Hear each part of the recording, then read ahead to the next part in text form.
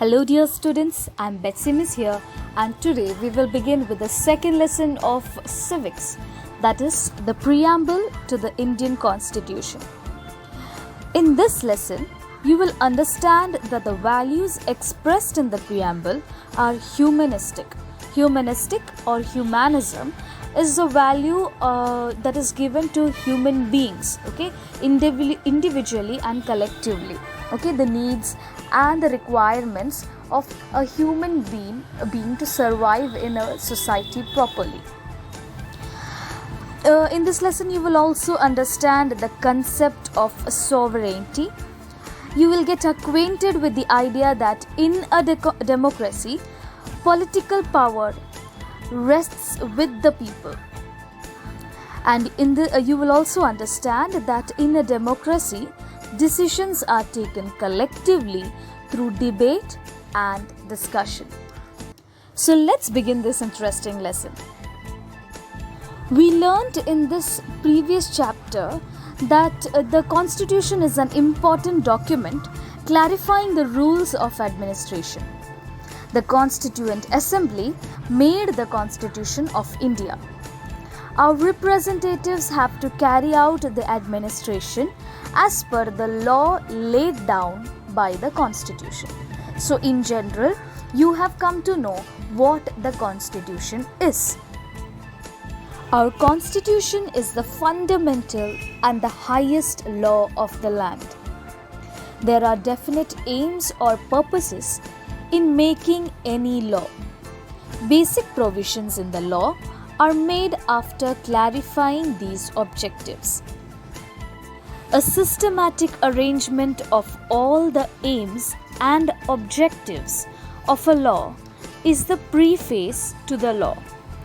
The preface to the Indian Constitution is called the preamble. The preamble sets out the objectives of our Constitution. What is preamble then? What is a preface? A preface of something is the introduction of something.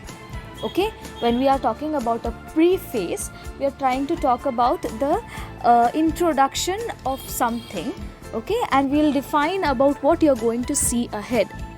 What information are you going to learn ahead? So in the case of the Constitution also, we have a preface. The preface of the Constitution is called as the preamble. Remember children, the preface of the Constitution, Indian Constitution, is called the preamble. So which means that in the preamble, the laws and the objectives and the aims of the Constitution is introduced. We all are Indian citizens.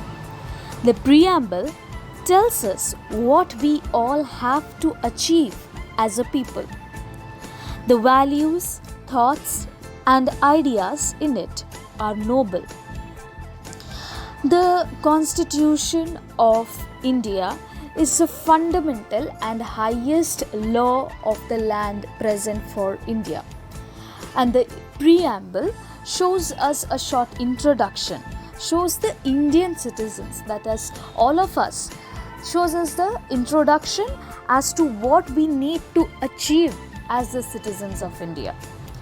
The values and the thoughts and the ideas present in it are noble, are correct, and are the right way to think if you live in this country. The entire Constitution lays down the provisions through which these goals are to be realized.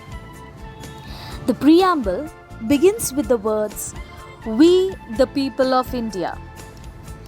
It talks about the resolve of the Indians to constitute India into a sovereign, socialist, secular, democratic republic. So as you can see, the introduction or the preamble begins with the following words, "We the people of India."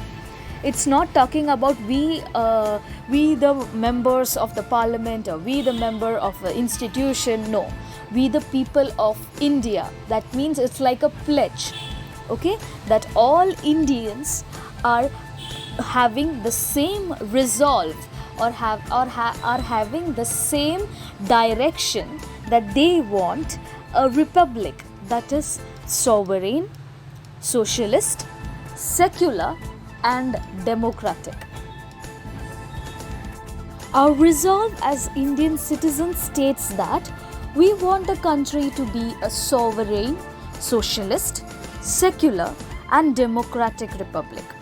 What does these four words mean but? Sovereign means a supreme power. Okay? So we want our country to be a supreme power. Our country we all work together so that it becomes a powerful country. Socialist means the country that advocates or practices socialism. Socialism is social ownership and responsibility. Okay, so we want the country to be responsible towards society, okay, and take up ownership for society. Secular. What does secular mean? Secular means it is not connected with religious or spiritual matters.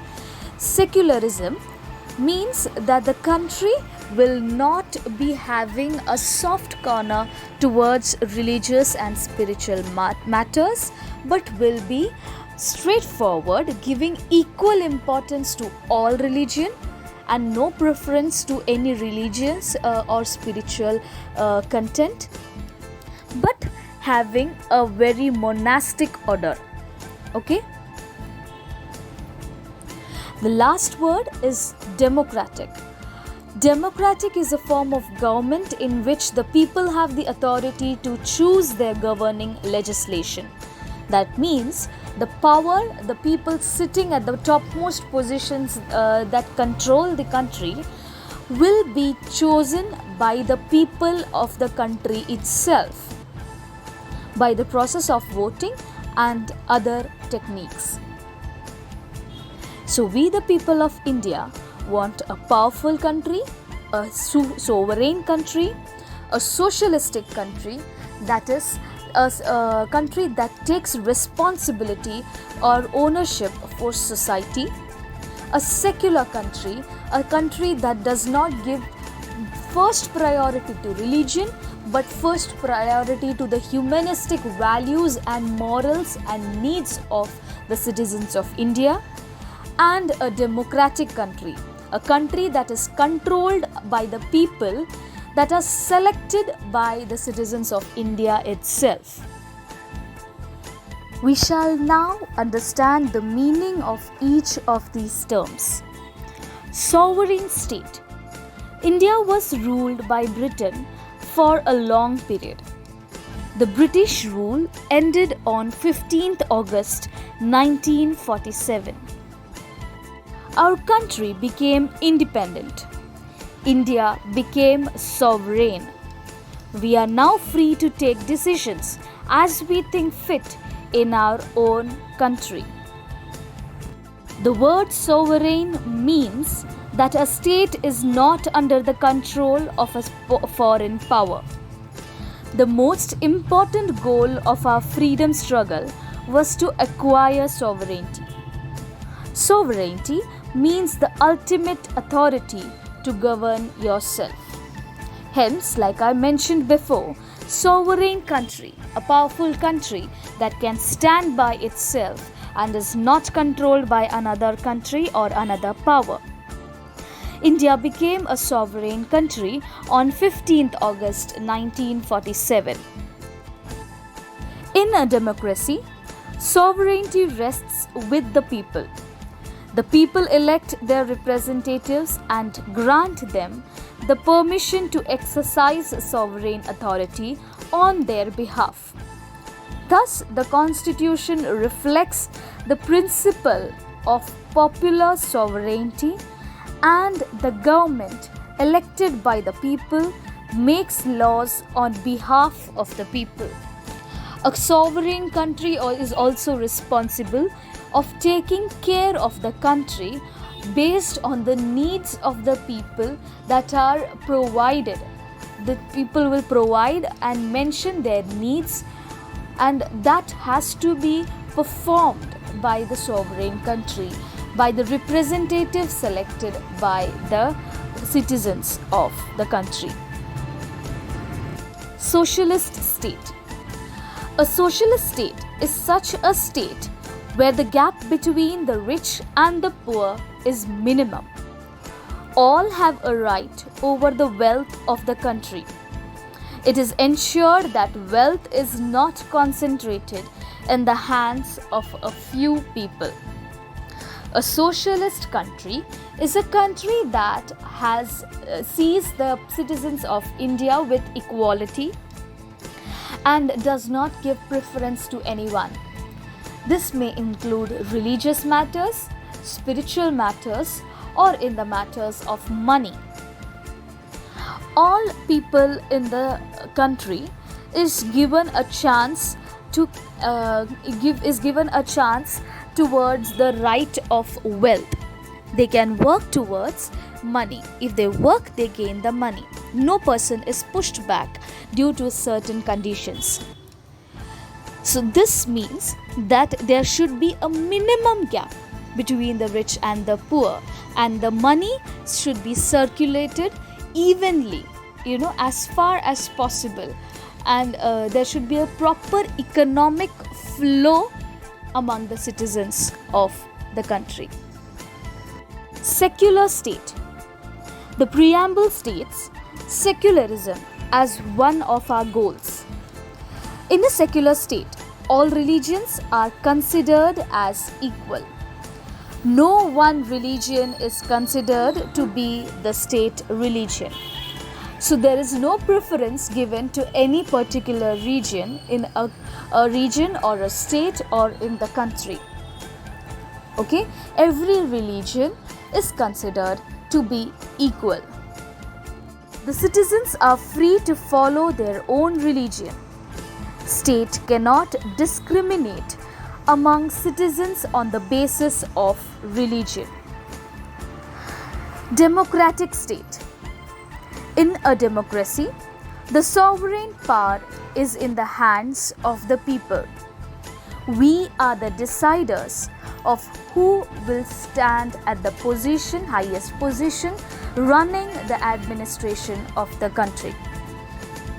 Government makes decisions and draws up policies in keeping with the people's wishes.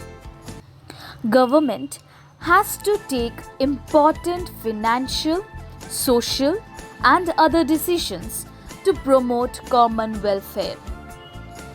All the people are not able to come together and take such decisions on a day-to-day basis. The people we elect as the representatives of the government need to take up the responsibility of creating laws and aims that are for the welfare or promote the welfare of the common people of the country.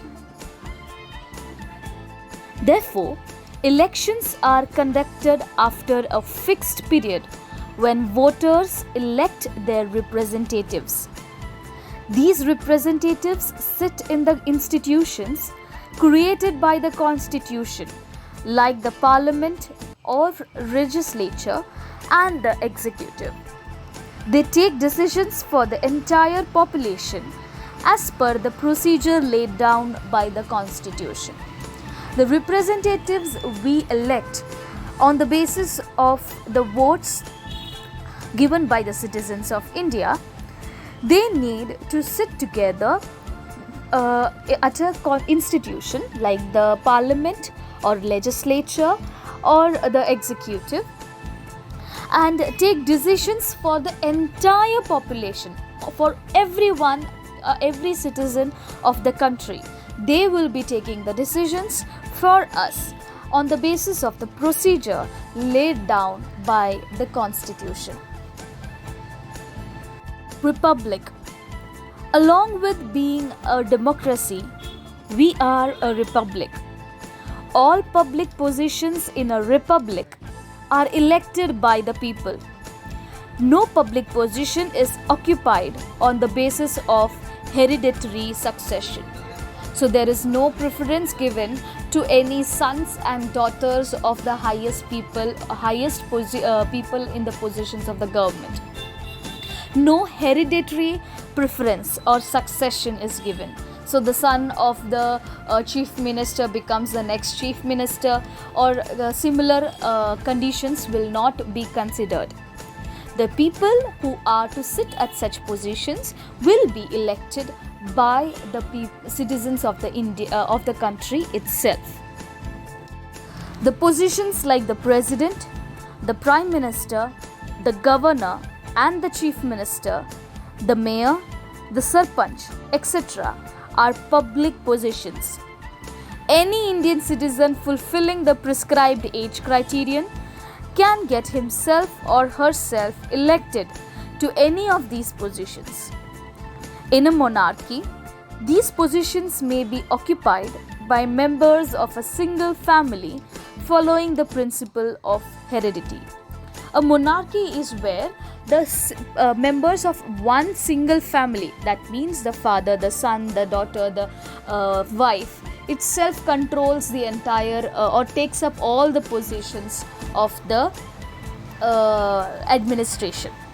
But we are not a monarchy, we are a republic, and hence, according to the terms written in the constitution and in the preamble, a republic country has given the power to every single citizen, every single Indian citizen, to get himself or herself elected to the great positions of the administration of the country.